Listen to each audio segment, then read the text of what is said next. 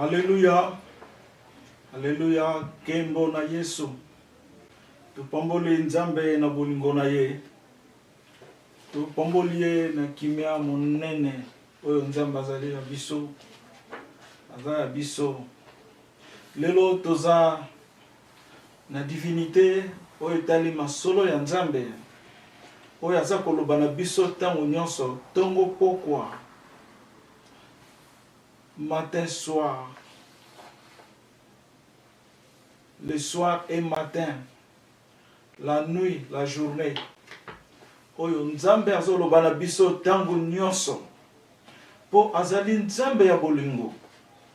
Po azali nzambe ya valeur. Azali nzambe oyo atonda mawa.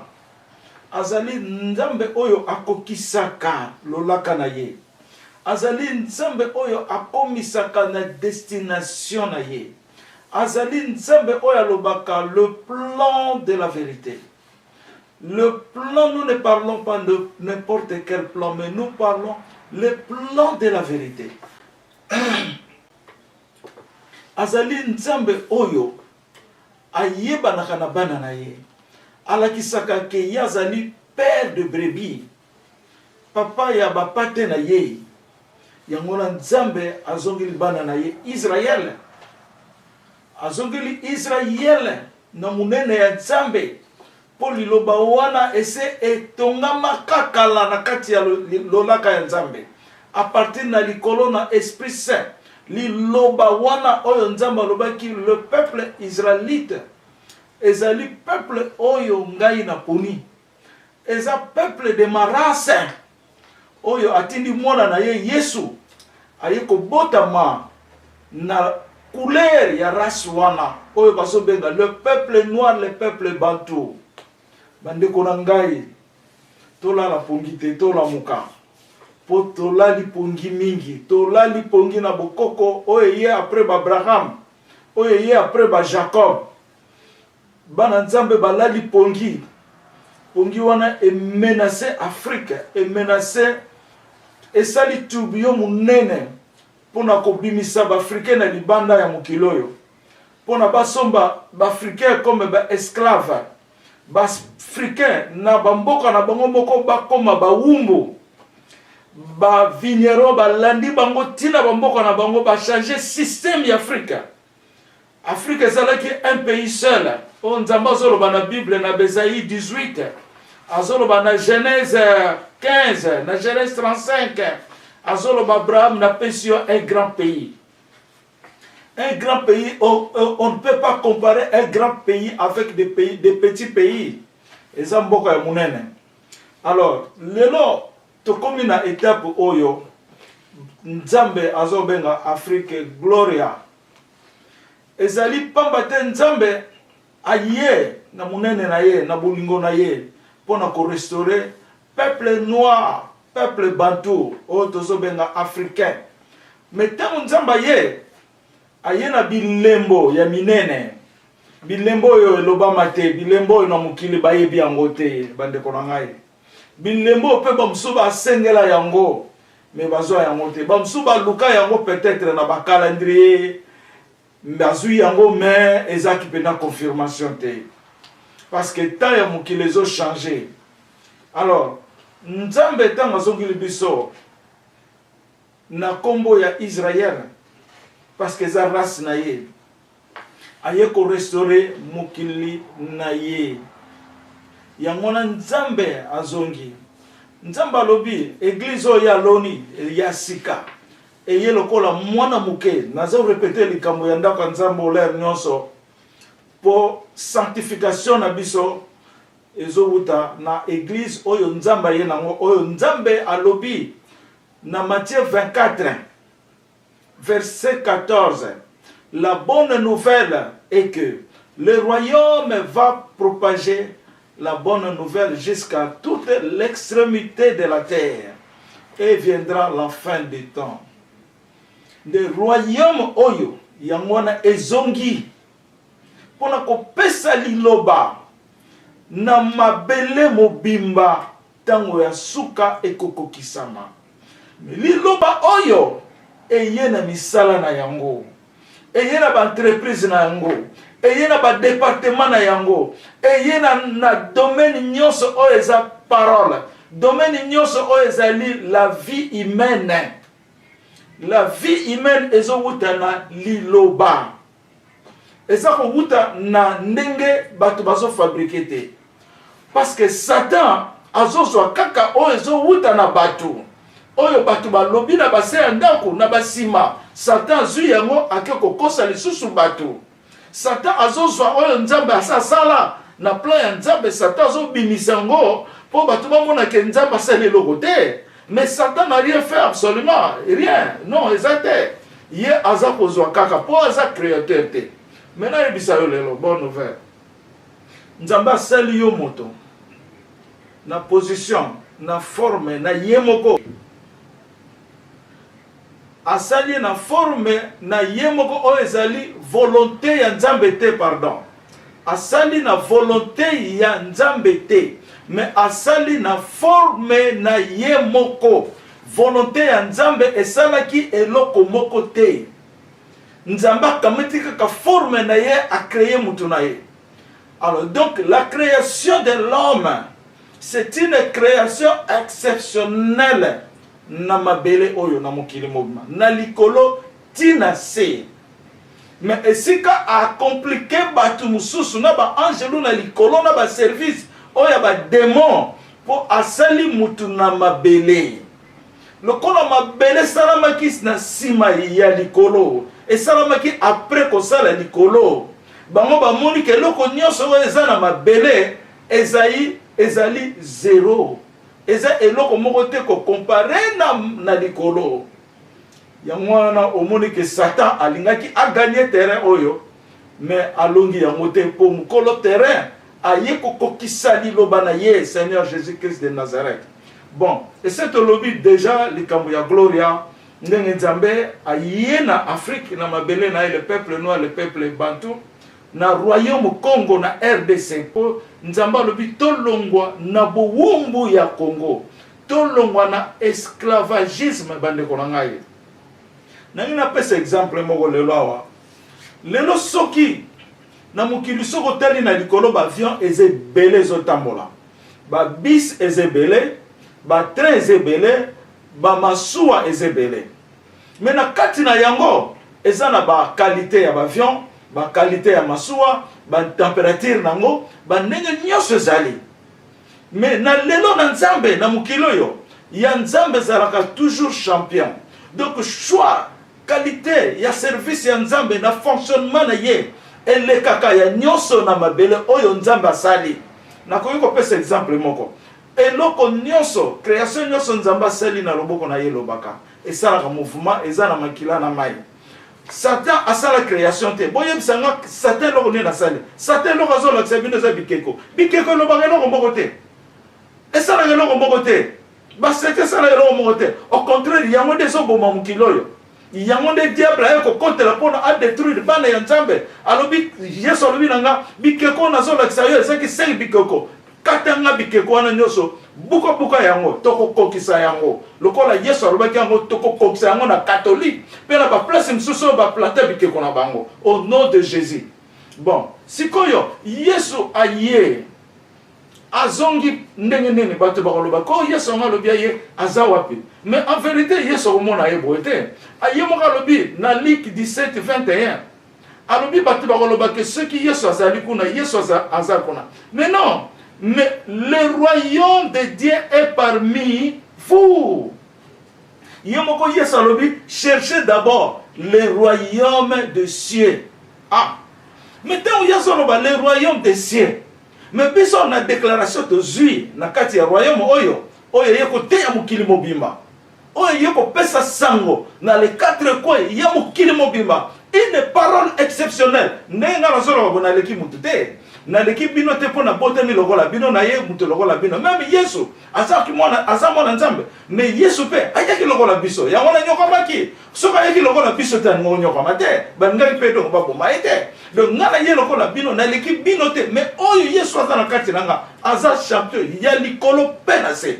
yenda telemisinga nde ya komisinga mpilo ona zoloba eza munoko na ye eza ngai te naza kaka instrument Yesu tango azoya awa sikoyo tango na ye koki atali chrono na ye amoni ke faya oyo avant azonga na le père ba disciple batunaki ye est-ce que vous allez reconstruire le royaume de l'Israël?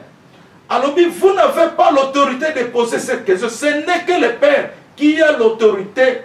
Non, alors ce n'est pas le moment de poser cette question, ce n'est que le père qui a l'autorité de poser cette question. Et ça dans Acte 1 verset 6.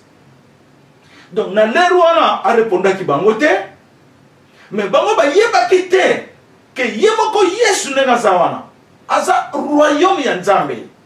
Alors na ba déclaration oyo biso toye kozwa na Nzambe oyo ezali loi ya royaume toye na mona mabele oyo ezali royaume oyo ezopesa biso enseignement oyo bazoko benga qui est Dieu, qu'est-ce que Dieu, quel est le nom du royaume et sa location, quelle est l'identité soit l'image du royaume, quelles sont les qualités du royaume et quels sont les 12 amendements des royaumes.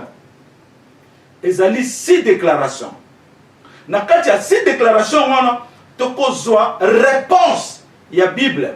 Tokozwa réponse eza na ba verset. Tokozwa réponse eza na ba vision, na ba révélation. Po ezali enseignement oyo uti na likolo oyo yeko pesa bana ya Nzambe mwinda ya ko vivre. Batu bako vivre, batu liboso batu bazo vivre na ba prière ko sambelela bango po batu bazaki koyeba Yesu malamu te. Yesu lera yaki mission na ye munene ezalaki la bonne nouvelle pour le royaume de Dieu et puis la rédemption ayaki kaka po bikisa biso na makila na ye sikoyo tangu yazo zonga atikeli biso nani molimo santo aya ko avantager biso ye akende yango na lobi il est avantagé pona ye azala na bino ngai nakende nazonga na pe ndako ya papa na ngeza munene ngara kondo sala musala kuna yangona akendaki po asala musala na likolo ndako wana eza munene biso toza ba témoin ndako wana toza ba témoin ndako eza na likolo ngara kendeke na koma nazongi toza ba témoin po toyebisa bino makambo nini Yesu akeko sala na likolo sikoyo Yesu wana azongi par la puissance du Saint-Esprit, par son royaume, on a le bien, par la puissance du Saint-Esprit, par son royaume. Il y a le royaume est parmi vous. Si Jésus a répondu qu'il était, tant qu'on a question, il y a restauration, il y a royaume. Bon, on a malam. A répondu qu'il y a un côté, alors c'est que le Père, parce que le moment est à quitter. Parce que hier à Koloba, Oyo Nzambe a lobby. Ye akoloba oyo nzamba lobité akozala na kimia. Ye akotambola oyo nzamba lobi parce que azali le royaume qui identifie Jésus-Christ est le temple de Dieu. Naïm Sabino. Et le Saint-Esprit est le temple de Jésus-Christ. Donc ezali ordre. Le royaume c'est un grand temple qui vit dans le ciel par ordre, par la loi et la gloire de Dieu au nom de Jésus. Si vous avez soyez, nous avons satindi. Alors, tangu ya ko restaurer royaume ya David. Et tangu et si et koki. Nazo tinda ba message. Na bandi ko loba. Tozali nazanga mokote. Tozali ko loba. Toza ko parler. Toza ko tambola pe. Tozali pe ba quelques conférences. Bozo landa yango. Oyo basa ko kanisa. Et ça lukuta. Baso perdre de temps. Basa ko yebate. Baso zonga sima. Mais par la grâce de Dieu, tous os que bon récupérer tant oyo bo perdre, bo yamba liloba oyo, ezala liloba oyo oyo kango pa musosute na so sabina solo. Boko yoka kango esika musosute, même na ba université, boko yoka ngote ngana sala ki université awa. Eza université munene, université chrétienne na niveau ya Washington awa. Mais tant on a sala ba quelques mois kaka na ba semestre na sala ki na ko comparer ndenge nzamba solo balanga chaque jour. Ndenge université zolo barangai batangisi na Bible de A à Z ko banda na Genèse tina suka tina Apocalypse mais na mona ki naza ko prendre te pozo sana ngelo kote na mona ki fina nga pe changer kite mais oyo nzamba zolo balangai madame nanga tuna nga question alobia na okundo yoka na université nak oyoka oyo nzambo ya sali bato baso sana université wana yoko préféré oyoka nani naso kitana ngai moko na ko comprendre que il faut na yoka nzambe donc na kanisa kike diplôme ya théologie to doctorat nango eza munene ya nzambe pa inanga eza loko moko te po ba professeur bazo kotangisa ngai nazako kutuna bango makambo nzambe azolo balanga ils ne peuvent même pas en répondre. Ils ne peuvent même pas à donner des réponses. Est-ce que on est sur l'accès là? Na tuni ba ko question muke na koma kina ndako ya Abraham 12 mètres mais na ndako Abraham mutazala kite mabanga ya pembe za libanda ndako eza non habité na komi wana na telami Saint-Esprit zo lobalanga siko yo professeur nanga yebisanga elobi nini soka zalaki moto ayebaki liloba ya Bible zo tangisa bato angaki koloba c'est une bonne révélation, il faut demander le Saint-Esprit pour te donner la réponse. C'est ça la réponse. Ou bien akoloba to sambela pona yo poto zo réponse. Mais soka lobi na yo ke na yebite eza malam na yebite c'est que asa koyeba ndenga koko conduire mutu te yo so conduire mutu na ba verset moyebi na kati ya ba verset ne loko nene za kono yebite. Alors na yebisa bino bonne nouvelle.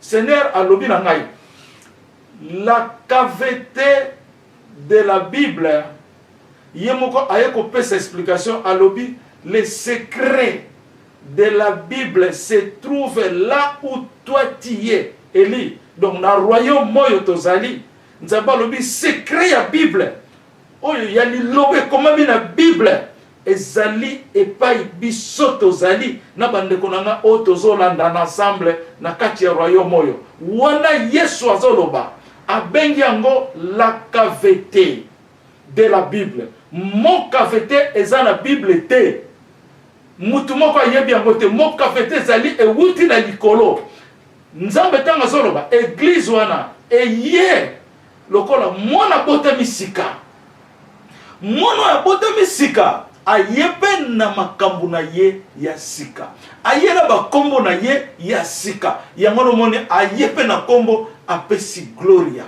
Afrique leloyo toyebaka ke Afrique ezwi kombo koleka bakombo nyonso ya bakontinent na ya bamboka na bapays na mabele oyo nazoyebisa bino lelo boloba men oyo azolanda ngo aloba men apambola nzambe po kombo ezojouir na mutu azako jouir azo manifester vie na ye par la valeur de nom non eza identité yango na nzamba lobaki na ngai kombo yoso senga nga na pesa yo na pesi yo kombo ya Yesu kombo ya Yesu ko pesa loko nyonso yo lingi mais bato bamona ngo te bamsupe bazomona mais soko za na kondima okomona kombo ya Yesu pa na yo eza munene eza fongola ya nyonso na kati ya vie na yo. Donc kombo eza ko jouir na qualité ya perfection ya vie otozana ngolelo lokola kombo ya Yesu eleki ba kombo nyonso na likolo pe na se bato nyonso na ba nyama na ba insecte baza ko fukama na kombo ya Yesu au nom de Jésus. Alléluia. Yango no moni nzamba pesi biso kombo ya Gloria. C'est toujours Israël. Pour la kolakisa ke Israël eza libanga oyo ewuti na likolo ya ngomba na sommet. Libanga wana ezali Jacob. Libanga wana ezali lelo Elinzeza. Oyo nzamba lobi cette pierre là c'est toi Elinzeza. Donc nzambe azo changer forme ya libanga te.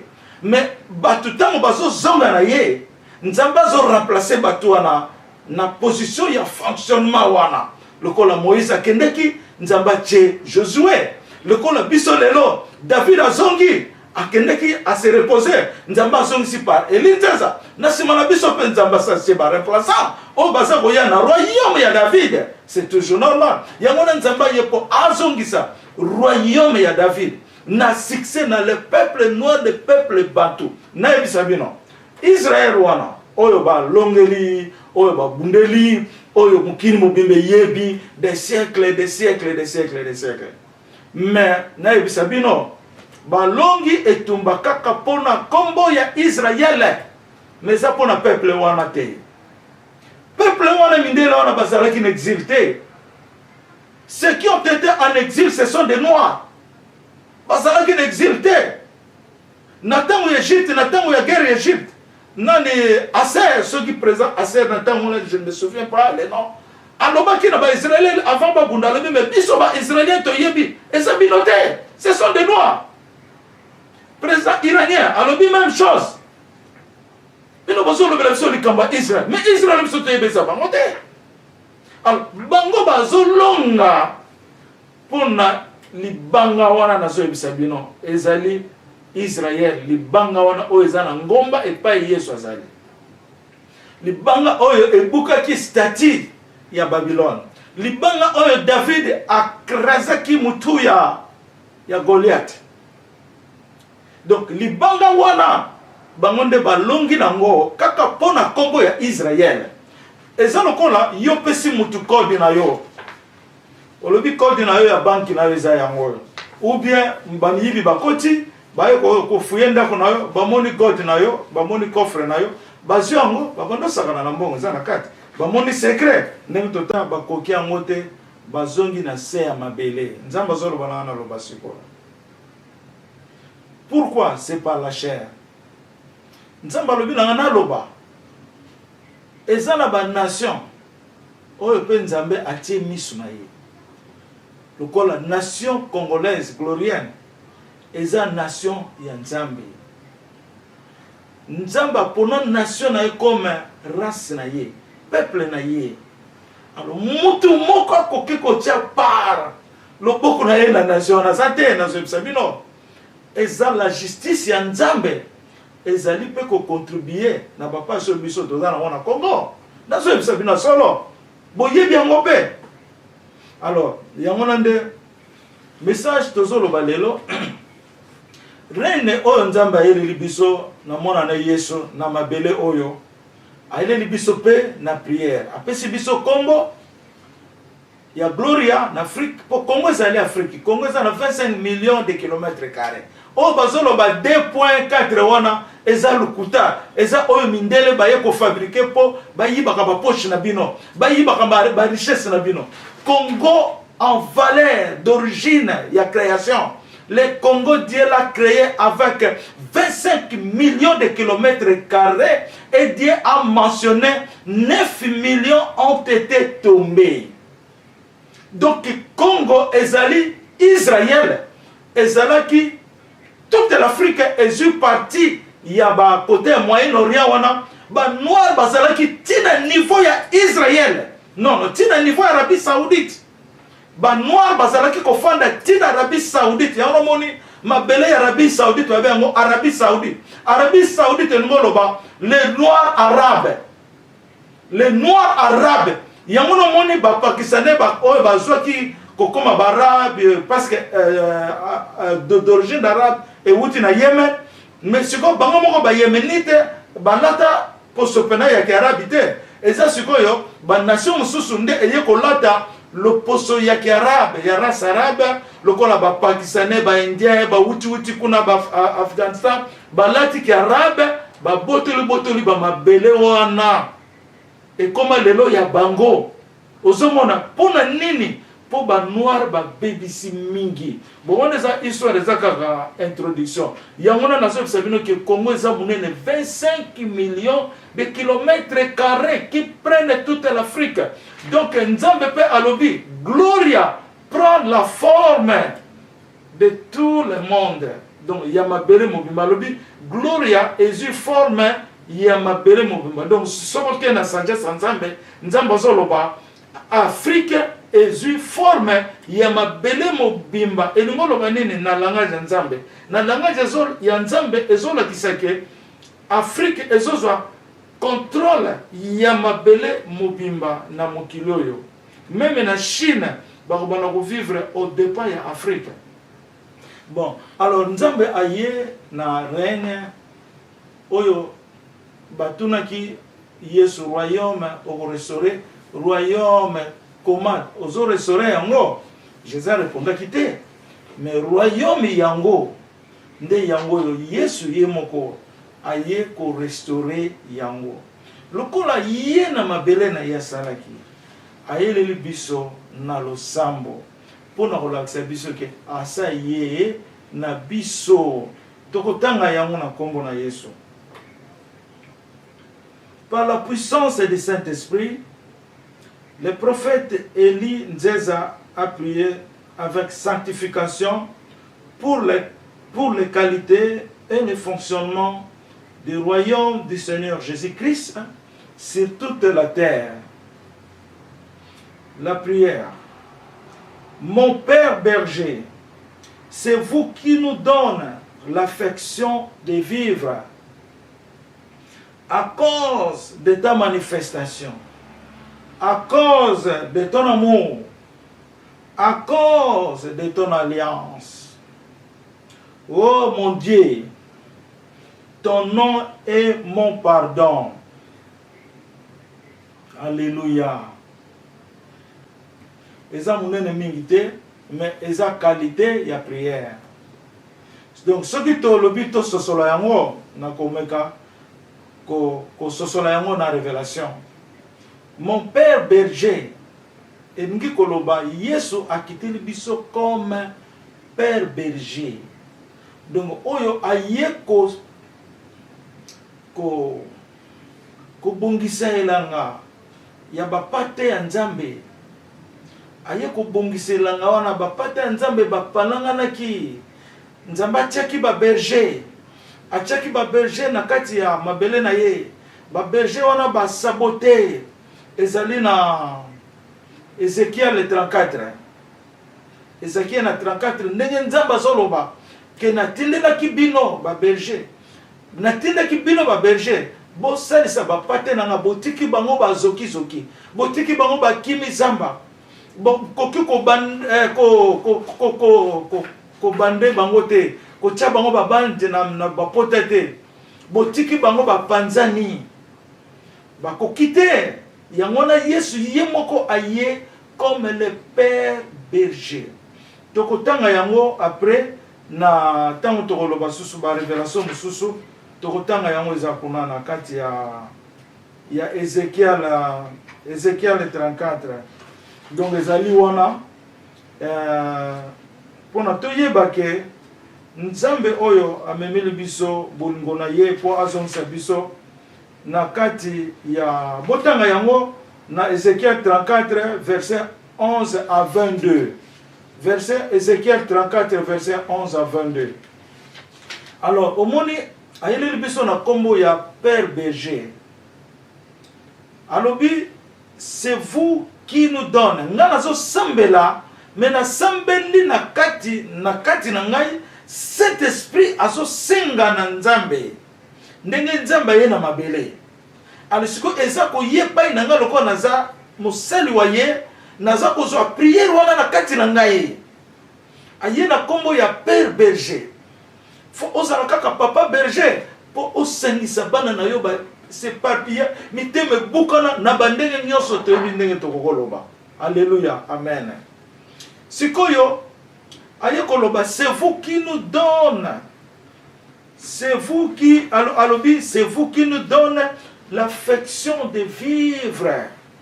Donc ye Père berger oyo Nzambe Yesu pona ye biso tozui affection na ye pona to vivre. Po affection na ye et yoko kota na kati na biso po ba vigneron ba silisa biso te au nom de Jésus. C'est na lobby déjà vidéo mususu na dans na wuto loba na mona ki presque 10 personnes baza ba gagne bazo wele la musuni balia musuni ngo zalaki mboloko ya muke bazo wele lango po balia mboloko azolela me bakoki kosilisa yete pe bakoki koboma yete. Donc cela veut dire ata oyo bango ba moni ba nyokoli ba bomi mais bakoko silisa ba israélite africain te soit ba israélite glorien te. bakokoka koselisa bango te. Na moni mboloko ya moke azolela balie ye azolela azokokotela mate na sambeli na prier. Na prier. Après na komona na vision na comme na rapport ya njili na moni mboloko ba libérer mboloko na bibi akomi bien akomi na mafuta ase récupérer akoti na kati ya elanga nazo sambela so na nzambe na bisiko ya akoti boy obikisi ye bako ya soso lia ete ba nyoko le supacité. Ça fait combien de temps oyo mboloko wana souffrir? Donc Afrique ezui image ya mboloko po mboloko za na défacité soka kimi bakozwa ikaka ba lieu démoniaque ba leki na mbangu. Donc azana supporter, c'est ça l'image de l'Afrique. Maintenant il s'appelle là nzamba te image wana gloria moi c'est kitoko donc na forme église na ye oyo ye Yesu aye kotambola na ye ayo sala musala nzambe akokisa ti avant la fin du monde. Yamona lobi le royaume va porter la bonne nouvelle jusqu'à toute l'extrémité de la terre. Alobi église te na ebisabino esa église te église ezalinde yo ne faut yoka mo pour changer au bon moment aux la pire épouse vrai moi si ya nzambe royaume nde yebo ko nzambe ko sala musala na ye apesi ba serviteur nzambe basala musala ba shit esimite na ba mindele na wapi ba détruire le monde yo ya ngone église ya sikeye to yoka sanga na mo tozo ken. Alors à continuer koloba à cause de ta manifestation eza makambo ya manifestation o nzambe azosala kati na biso kobikisa biso na makambo ebele na bafwa toza nango na bolingo ozo vivre eza manifestation de la puissance de Dieu à l'homme. Dieu nous a créé, il nous a donné 4 manifestations par la puissance de Dieu qui règne à l'homme. Il y en a 4 puissances de manifestations de Dieu qui règne à l'homme. Bon, voilà tout tient entre parenthèses pour et ça sous makambo et ça kuna nakati. Alobi à cause de ton amour bolingo. Pona bolingo na yo ya mwana oye. Pona bolingo yo salaki mokili. Oyo salaki bato na yo bazalana bolingo ya mwana Yesu aye. Ya misata lobi à cause de ton alliance. Alliance nzambe abandaki na Abraham na ba Jacob asali alliance na Yesu. Yesu aza alliance ya le Père. Jésus peut aller kosala alliance na ye na oyo zo solola na bino. Pona za mwana na ye. Je suis la parole de Dieu. Asali peut alliance na ye na mwana na ye. Donc alliance ya Jésus est bandit depuis Abraham. Et ça continue. C'est toujours l'alliance de Jésus-Christ. Pour ne pas salir mon kilo pour Jésus. Au nom de Jésus. Yamona na alliance wana alobi na ngai. Ngai nzambe. Na buna yebisabino lelo. Ngai nzambe. Na lingi Congolais nyonso abika. Pona ko yamba alliance. Oya yambi alliance na ngai. Ngai na ko tiaye alliance na musapio bazobenga majere. A côté na kati alliance na ngai nzambe.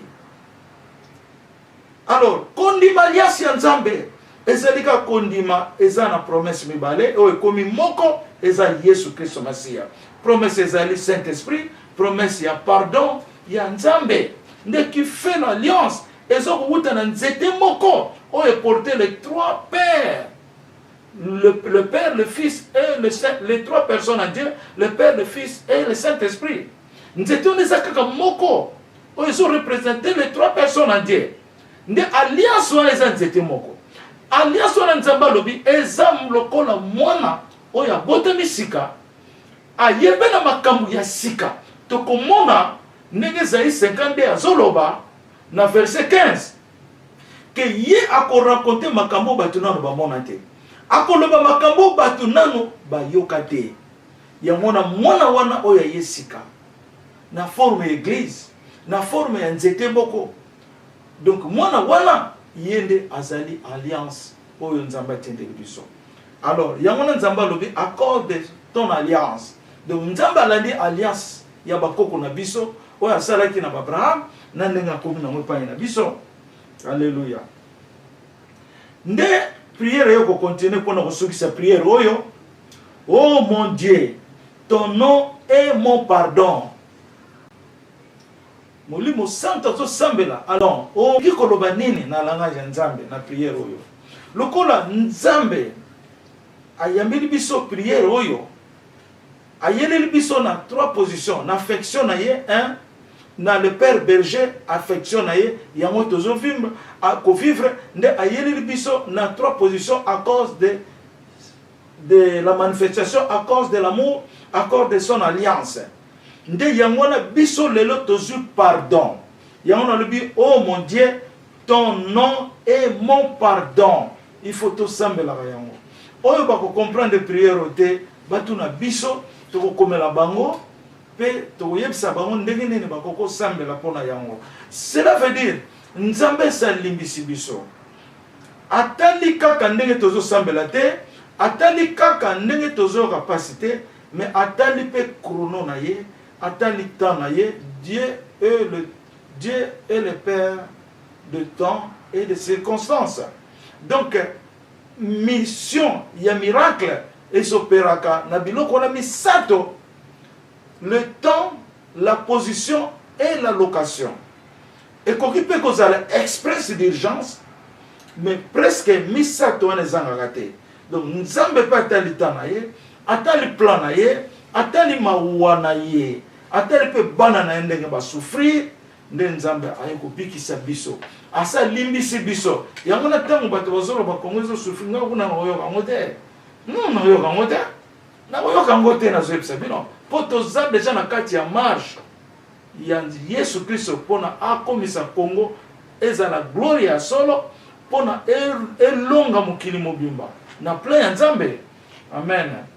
Bon, yango nde na uto lobawa na ese na pesa explication to célébrer royaume ya Yesu na mabele oyo ba yebi ndenga ko célébrer royaume ya Nzambe te zo cantique de cantique na kati motema na yo banda ko célébrer Nzambe solisa baninga na yo kozala na kanda te kozala na méfiance te séparation te biso tutozala moko. Ou bien tuni biso tu répondre puis nos problèmes zate. O tuni paye Nzambe ta on azoro bo tuni biso o tuni Nzambe problème zate.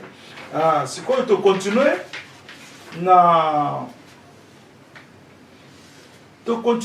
na sujet oyo na ngaki na yebisa bino depuis to bandi liloba oyo ya Saint-Esprit na royaume ya Yesu en vérité toye komona ke Nzamba botisi biso a développer biso a faire apparaître biso bilembo ya minene oyo na mokili bazola la pongi na ba université théologien wapi wa bazola la pongi na zo ebisabino Nzambe ndaza université pona makama Nzambe ndaza université atana makama nyonso Nzambe ndaza classe Nzambe ndaza mayele Nzambe ndaza sagesse. Mais lelo monde ba tourner yango na ndenge mususu. Ba tie Nzambe na se, ba monde ba komi na place Nzambe. Elo musu na ina loba, poto continuer na bilembo Nzamba pesi biso oya minene. Elo na ina loba wa. Elo na ina loba yango yo. Na bokoko na biso, Nzambe da biso. Azali Nzambe ya bakoko na biso. Otozo benga le Dieu de l'Israël. Aza Nzambe ya bakoko na biso. Banani wana baza bakoko na biso. Bazali ba Abraham, ba Moïse.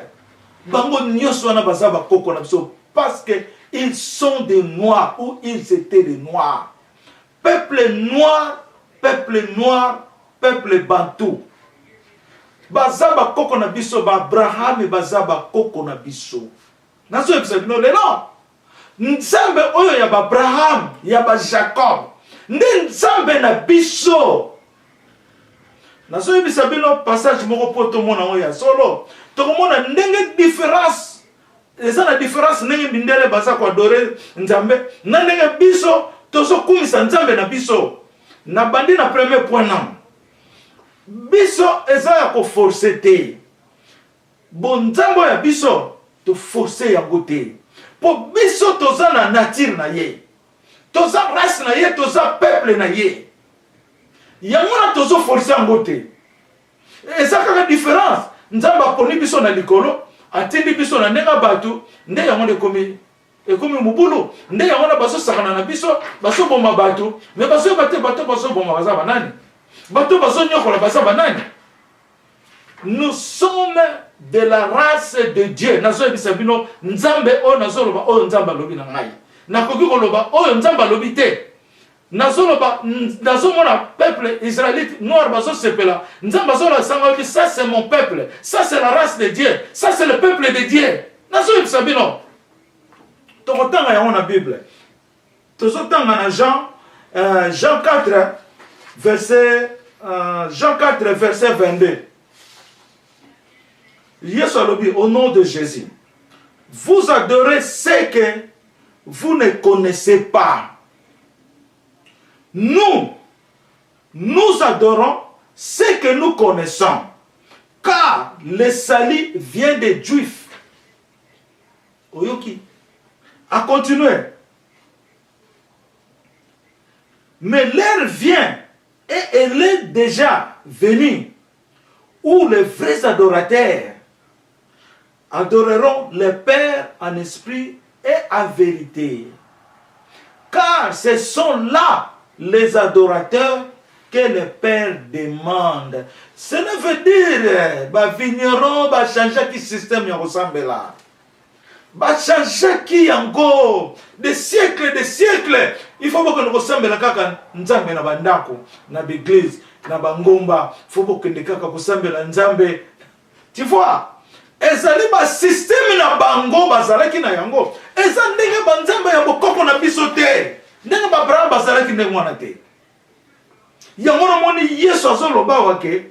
Vous adorez ce que vous ne connaissez pas. Alobi bozo sambela oyo bino boyebi te. Ezali même chose. Ndenge Jésus alobaki na ba disciple na ye.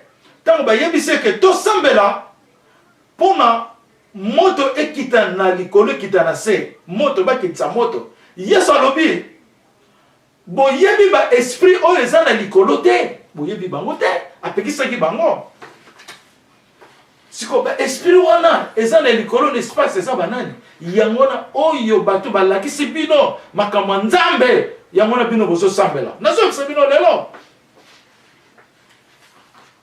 botanga verset 22 oyo Jean 4 bo comprendre. Bozo sambela bateau bozo yebate. Vous adorez ce que vous ne comprenez pas. Vous adorez ce que vous ne saisissez pas. Et ça n'attend présent n'enga lobakiamo. Vous adorez bozo sambela oyo bino bozo yebate. Ozindoto nzamba lobeli ngai. Ozinani nzamba lobeli ngai. Ozo ko discerner pendoto ngote.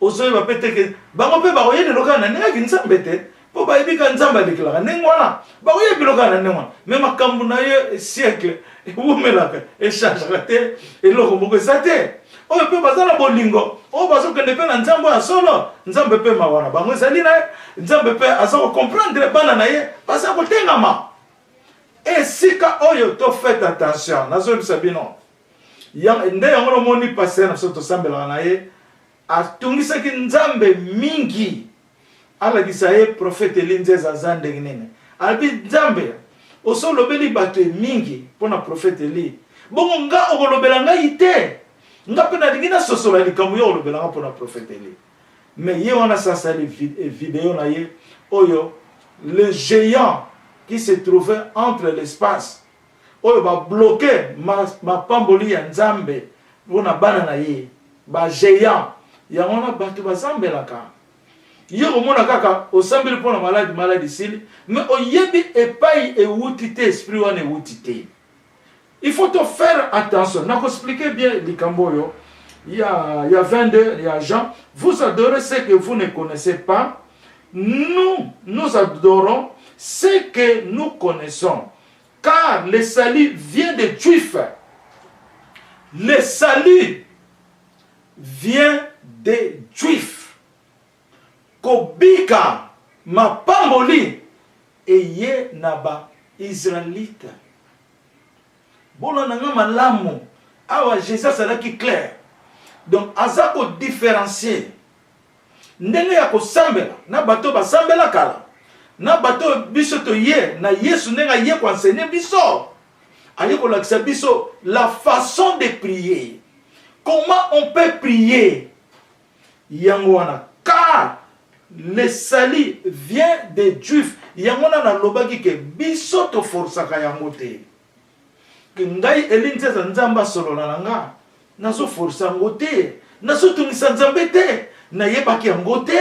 Bama bapara na nga basengaki yango te. Bakoko na nga parce que toza ba Juif. Nde yango na nzambe azo solo na biso. Sali wana eza ya biso. Azali nzambe na biso. Nzambe ya bokoko na biso.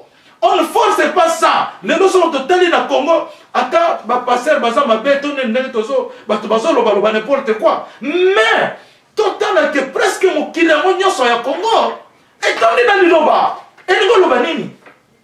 Mais Satan père azokota na kati kala pono kotumisa.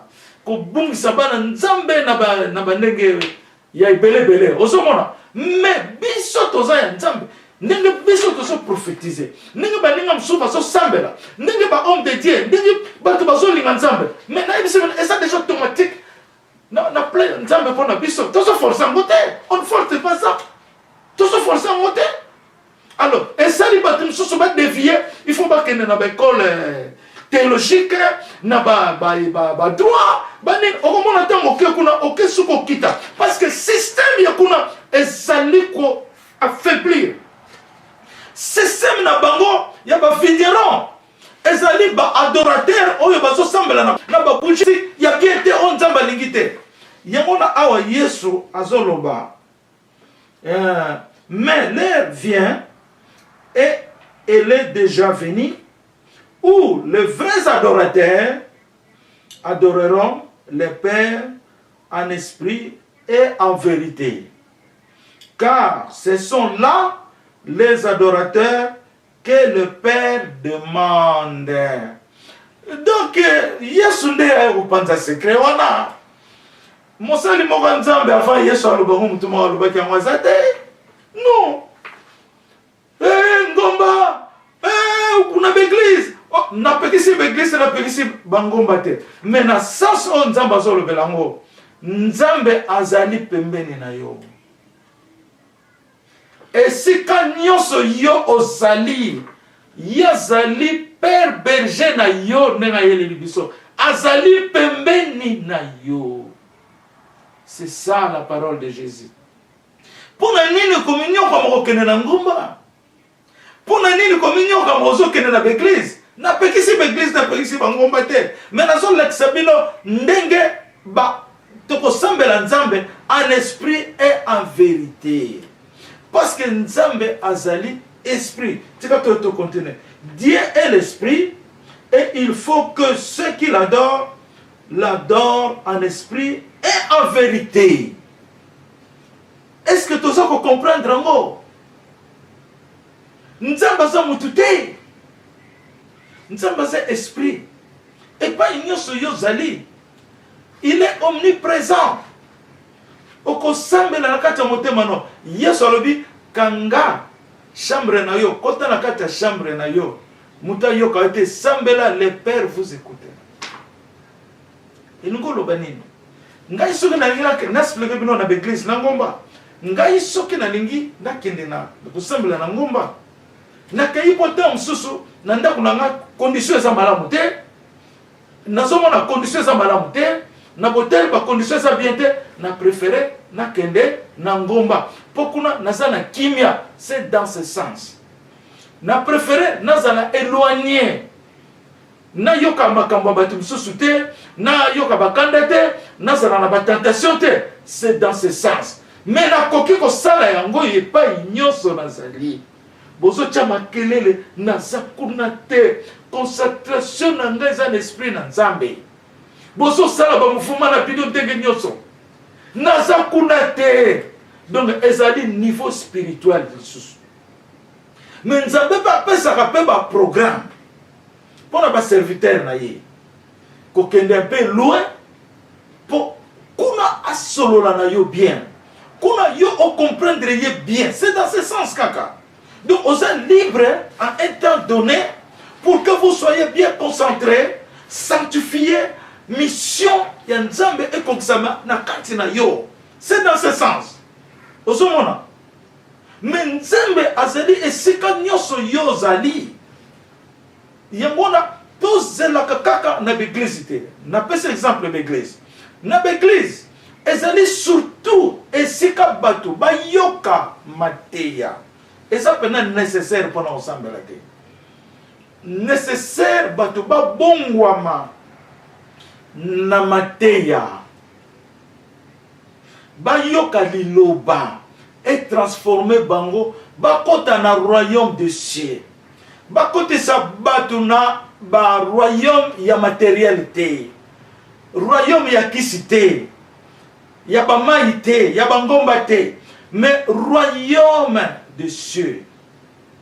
Batuba bika. Faut ba sena Nzambe ba nyate loko ba bengi maladie, souffrance par la parole kaka. Naliloba. Pona ko sambela Yesu sa pesa biso le pouvoir au-dessus de ces mauvaises choses là. Loko la ba scorpion, ba Nzambe sa pesa biso pouvoir wana. Et ça foi na yo. La nouvelle église, avant de continuer à m'aramso, la nouvelle église est venue avec 4 points essentiels. Na répétera yango les nyoso. 4 points essentiels. Le premier point est la foi kondima. Parce que ce qui est dans la zone de mayote, n'a pas perdre de temps dans le pays na yote. Ce qui est dans la zone de mangate, que ça l'hypocrisie, mais aussi perdre de temps na yo. Ce qui est dans la likambo, oko zwaka yango te. Kaka ce qui est dans la kondima. La foi n'est pas na Abraham. Yesu yemoko atonda ki na foi. Tanga zola musa Lazare. Alobi na bango balobi 4 jours kokyo, ça ne va pas, ça ne va pas. Alobi tala. Il faut kozala na kondima. Pona komona nguya ya Nzambe. Faut kozala na kondima.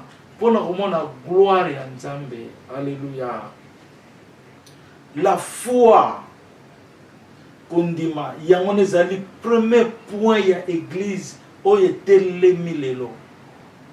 Yami balé ezali vérité na église photo tambola na bosolo. Obombi loko yawa ozolo ba makamususu osali ba jeboye o ba kopi boye na église osimbate oza église Nzambe te. Yami sato ezali honnêteté. Faut kozala honnête. Yamine ezali sincère. Sincérité elingi koloba oyo yozoloba yango peza na motema na yo. Yango pe ezala ba action na yo. C'est ça qu'on appelle sincérité. Neti makambo na zoloba oyo elinzi zoloba na bino eza sincère. Po yango ndezo wuta na kati na ngana bonzambo ya zana ngai. Amen. Alors, et là, ce qu'on a eu dans le bas, na ko yele la biso yeso yele biso royaume o yele biso ko tombola Israël tombola ancien Afrique comme Gloria ayele biso na bilembo ya kitoko na mukile zala kite awa lobi mwana wana ayena makambo na ye ayelo kola mwana bote misika ayebe na makambo sika o Esaïe 50:15 azoloba. Alléluia. Likambo ya liboso o Yesu alobeli biso na royaume oyo a parlé ngai mingi sur le royaume Congo. Congo ezalaki royaume. Bamindele ba ko transformer comme Congo, ceux qui Congo, Zaïre, tout ça. Mais avant, faut connaître l'histoire. Ngai na l'air wana na zaragite na mukilo. Mais le Seigneur m'a parlé depuis 1480. Tango atinde ki Diego Kao. Atindi Diego Kao na Congo. Tango azokota na Afrique wana. Pona aya ko instaurer le royaume Congo. Nasana bandeko msusu bapesa nga histoire nango ta na yebisa bango. Diego Kao akotana ki na ba responsable ya royaume Congo na l'air wana pona ko consacrer bango. Congo ezali royaume de Jésus-Christ. Tozala na maman na biso Liliane a témoigné quelques jours après que Jésus a payé combo na ye. Alobi combo ya Jésus ezali Congo. K-O-N-G-O. Alobi Congo elingi kolomba royaume na français, na anglais balobi na ye lisusu kingdom, mais il y a bien Angleterre. Ailleurs, kingdom. Il y a moi na kati. Il y a deuxième déclaration na biso. Na déclaration au na royaume de David. Qu'est-ce que le royaume de Dieu? Ce que soit ba réponse na Bible, ou soit réponse on a na édition. Yemoko Nzambe fa pe sa réponse na ye. Nga na kendeki na si déclaration Nzamba pesaki na bengi baninga na ngai to bango to basaki na bango na kimia ngai nde na luki ba verset na Bible na tangi ba sagesse ba psychologue chrétien tout ça na juste réponse na tie cet esprit le binanga ba réponse nyoso yo tie zéro kamata kiti fanda book note na yo zwabik lo banzambe yo moko pesa nga ba réponse. Ndenge Emmanuel a yebisela kinga na kamati pe kiti avant na lala na kiti kuna na chambre na ngai na su conscience na su bik na carnet na nga na lobi Nzambe répondre nga qui est Dieu Nzambe pa lobi na ngai Dieu est celui qui existe nenga lobaki na Moïse yebisa bango na za ayem je suis osomona na tuni Nzambe. Deuxième question, qu'est-ce que le royaume de Dieu? Nzambe répondre ngai en première catégorie. Le royaume de Dieu, c'est un grand temple qui existe dans le ciel par ordre, par la loi et par la gloire de Dieu. Notre troisième question, quelle est la location et la superficie, le nom des royaumes? Nzamba lobi nangai, le royaume Congo. Et puis Nzamba mentionné le sous. Alobi yebi ce peuple nanga malamu. Na kiti si royaume nanga na territoire nyonso ya Congo. Wana na zoyoka. Nzamba tunenga quelle est la superficie du Congo? Ngala yebise eza 2 millions et 400 000. Après Nzamba kolobananga 25 millions de kilomètres carrés et 9 millions ont été tombés et koyaki. Et pas tout le monde va mindele ba côté.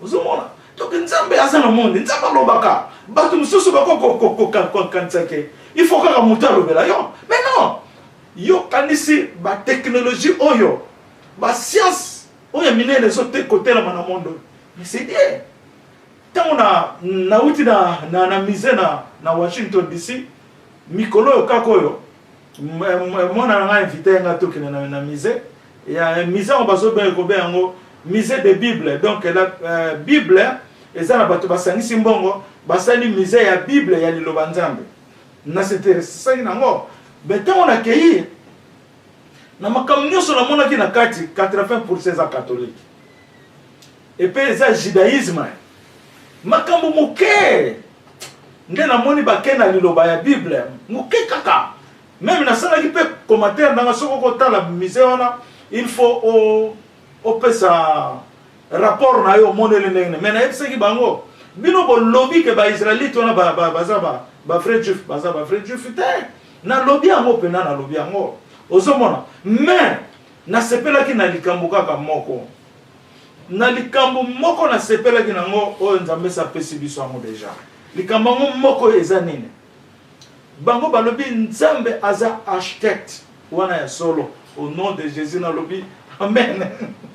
Nzambe aza science au nom de non architecte zalana kende moko nzambe aza architecte ngana zalaki na idée wana te ke ba mindelo pe ba yeba ke nzambe aza architecte ngana yebi yango mais na zalaki na idée te ke ba yeba pe nzambe aza architecte biso nzambe bano pesa biso ba plan ya construction ya urbanisme ndenge bandako na biso kozala eza ba moko spécial o nzambe calculaki yango osomona donc nzambe aza architecte ayebi architecture nzambe aza couturier même na bilamba donc na yebisa bino soko tali boucle note nanga ese na komi ba modèle ya veste na komi bilamba auto osala ngo célébration ya roi Elinzeza ndenge zali coloré na ba couleur nango na koma yango ngai moko bato nga na tinda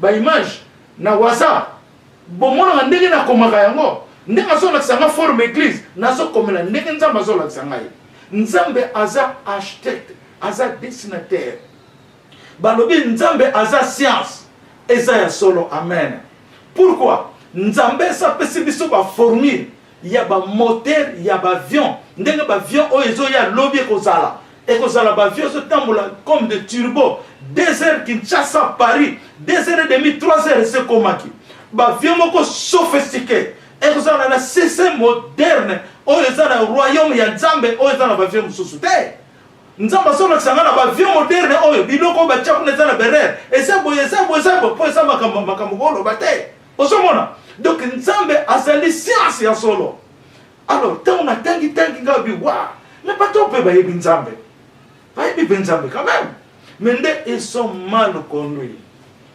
osomona donc ngana kokoloba baaméricain ngani bafina mona wana problème eza baeuropéen parce que europe eza mboka kala eza mboka lelo te donc États-Unis eza développé eza 3 siècles kaka ebandi kodéveloppe na bapresque na ba 1700 États-Unis mais nyonso tu ewuti na Europe donc Europe mutu aza penda porte malheur ya mokili oyo mpona kochange routine ya nzambe oyebi na 1800 nde bango bakoti na kati ya Congo wana na Afrique mpo bachange donc bafrontière na biso c'est ça ozomona alors donc biloko yango na nde naza koloba wa likambo oyo Yesu ayeleli biso na royaume oyo eza peda motuya ezali célébration ya royaume ezolakisa biso ke royaume esi ekiti na mabele ya Afrique na peuple glorien royaume esi ekiti to célébrer yango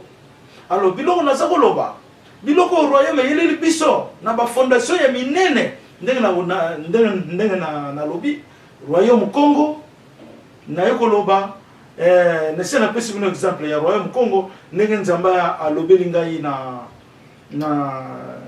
1400 ndenge atindaki Diego Cao alobi Diego Cao c'est l'homme de l'église aza mondele mais nzambe atindaki comme l'homme de l'église donc nzambe a utilisé ba vinero de depuis kala mais quelques-uns bazalaki pe bien lokola ba Diego Cao ozomona bango nyonso bazaki mabete ozomona alors siko yami balé nzambe aye kopesa biso la vraie naissance ya date de naissance ya Jésus le 8 janvier bo célébrer yango na yebisi bino tuna question na nzambe ngai na yoki na nzambe bo tuna question na nzambe bo célébrer yango na nzambe na lobaki yango oya ko célébrer le 8 janvier ya ne nyonso akomona changement na vie na ye nazo yebisa bino po yango nde zola kisali susuke to koti na kati ya alliance ya nzambe osomona lobi ya liboso royaume Congo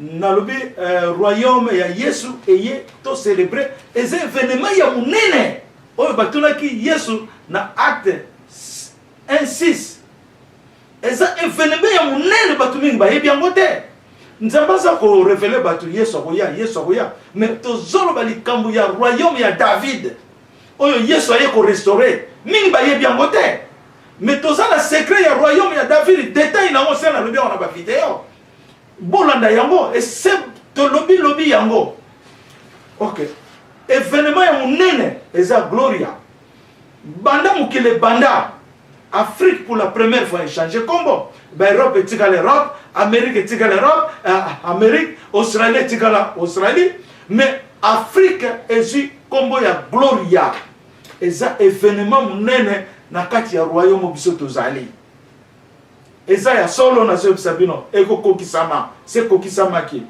événement mususu elandi eza na mwa mingi atikoza ata ba 7 8 événement mususu elandi église oye botami sika la nouvelle église et pas Nzamba Tuni Eline Zesa qui va élever la lumière de l'église. Non à répondre, Seigneur, c'est toi, ce n'est que toi qui vas élever la lumière de l'église. Alors c'est toi, Eline Zesa, que j'ai envoyé pour élever la lumière de l'église.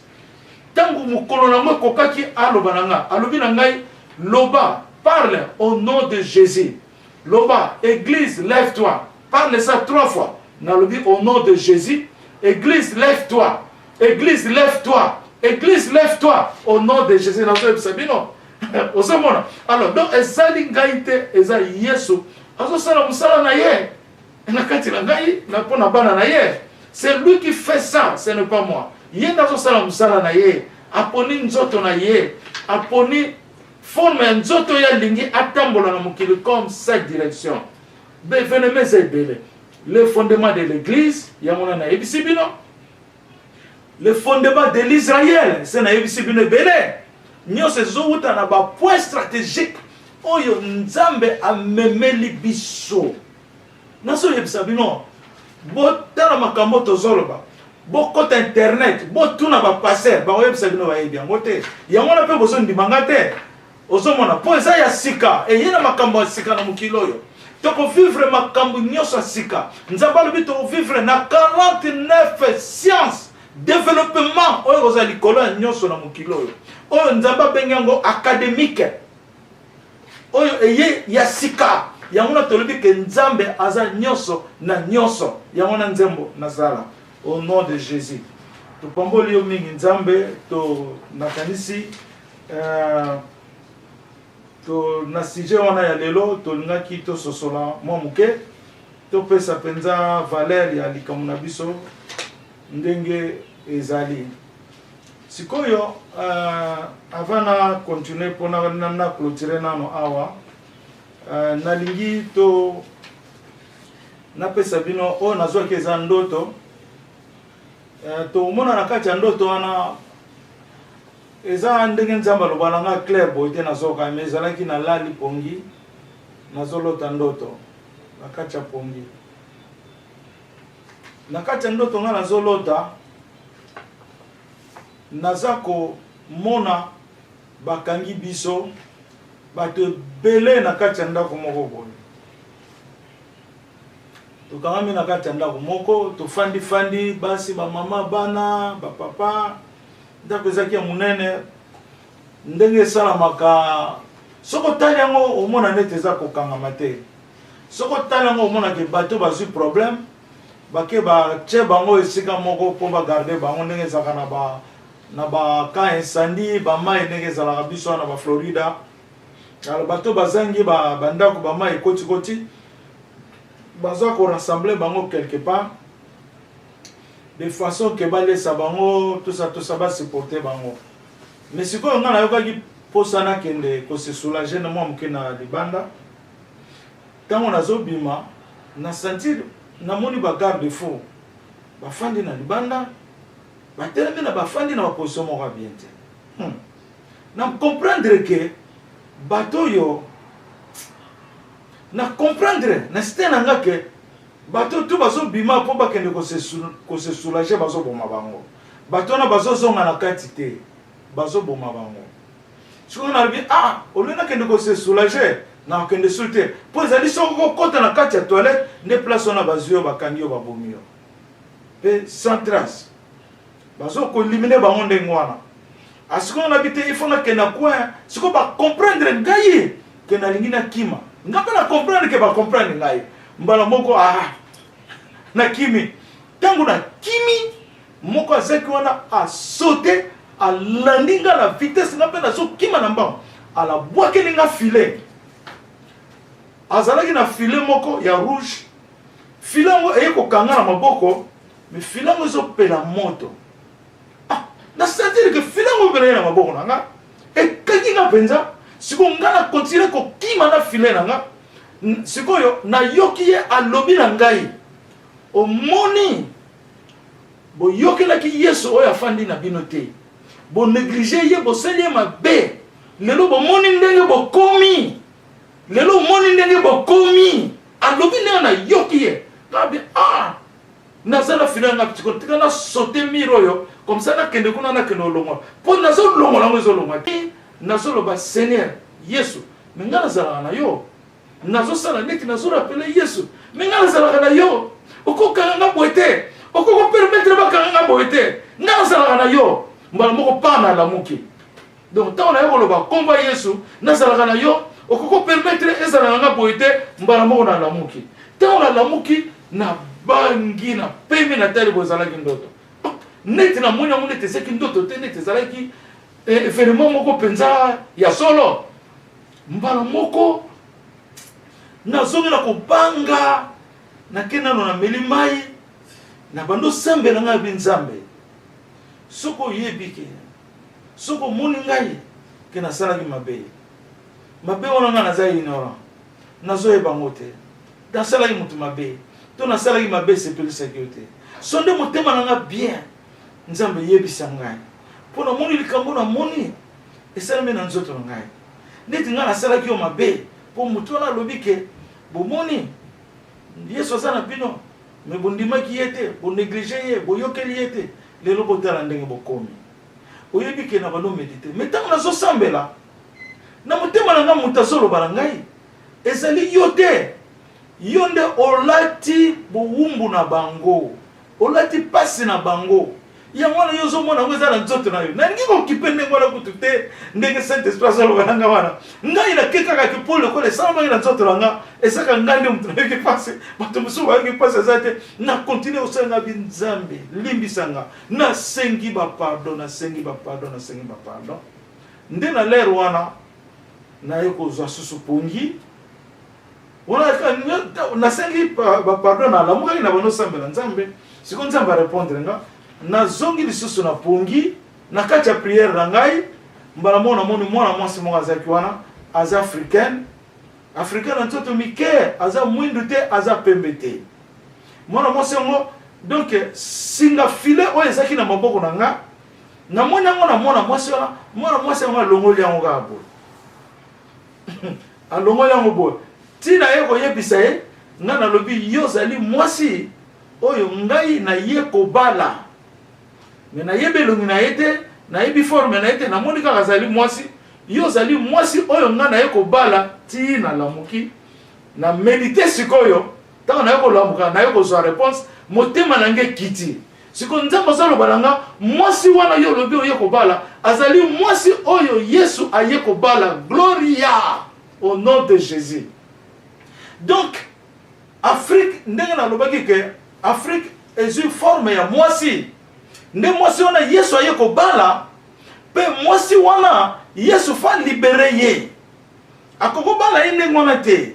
Donc présence ya Jésus est de captivité pasi nyonso oyo ezalaki na Afrique spirituellement donc nazoloba spirituellement et décaptiver yango et décoder yango parce que Jésus akangi Satan atie na prison parce que mokolo terrain aye dans la lobby tango batu balobaka quand le propriétaire n'est pas là les souris dansent les souris dansent quand na éviter ça ba expression de moi donc ba puku ba binaka soki mokolo ndaka lali pongi to azate mais soki mokolo ndaka ba puku ba ça c'est ça donc et ça le kola muto na bato ba renyaki tango mokolo terrain ye ba ko renyer les sous-soutés. Donc ba finira wana nzamba ko boma bango ako déclencher bango osomona nde yangona na ngana pesa bino message osusu ya ndoto pona ko laksake eza événement ya munene pona ko laksake Afrique o ezali lelo gloria et biki na ebisa bino bo benga ka ba africain lisusu te pona ko zala sanctifier to benga naka ba glorien eza kombo eza na dictionnaire te gloria eza na dictionnaire glorieux est dans le dictionnaire mais glorieux est dans le dictionnaire te ba titre ezaka ya nzambe mais nzamba pesi titre wana na Afrique pour attendre en Afrique bien, pour Satan à Kosimba été. Alors, tout ça, on a kondima que na bénédiction na mapambolo nzamba pesi biso et qu'on déclencher la sorcellerie et qu'on déclencher plan sauvage plan où il y a ma paix au nom de Jésus et qu'on déclencher maladie na biso yeso aye kolongolango et qu'on déclencher kokufa ya bana nzambe et qu'on déclencher piège ya mabe oyo babetaka bapoto mikolo nyonso makambo esimbaka te et qu'on déclencher yango pour système ya kindoki yeso aye kolongola yango au nom de Jésus na kombo na Yesu tolobi amen.